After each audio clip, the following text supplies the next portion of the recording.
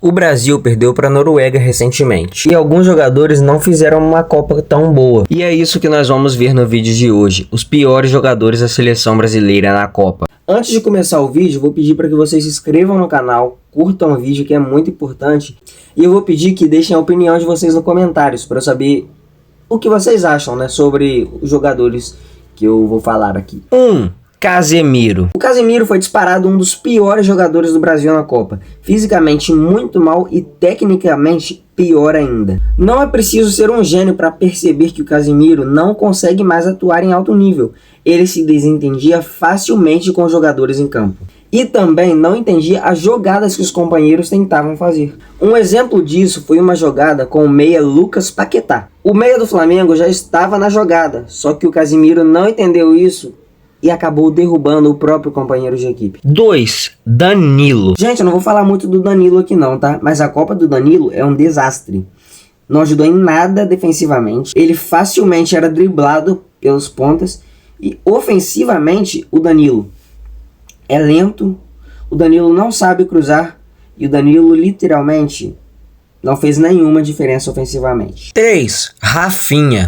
A Copa do Rafinha também foi muito ruim. Mesmo que o Rafinha não tenha jogado contra o Japão e contra a Noruega, o Rafinha jogou os 3 primeiros jogos da seleção brasileira. Toda oportunidade de gol que o Rafinha tinha, ele perdia. E a oportunidade que ele converteu, que ele fez o gol, ele literalmente estava impedido. Outro problema muito sério com o Rafinha é o Rafinha não partir para cima da marcação. Ele parece que tem medo de jogar. Ele parece que tem medo do marcador. 4. Alisson. Sobre a Copa do Alisson, uns gostaram e outros não. Eu fui um dos que não gostaram. Muito porque as defesas que o Alisson fez foram defesas defensáveis. Qualquer goleiro de alto patamar mundial pegava aquilo. E o Alisson é um goleiro de alto patamar mundial, querendo ou não. E falando dos gols, gente, sinceramente, são bolas defensáveis também, entendeu?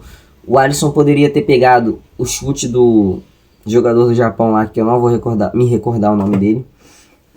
E os 2 da Noruega também foram gols defensáveis.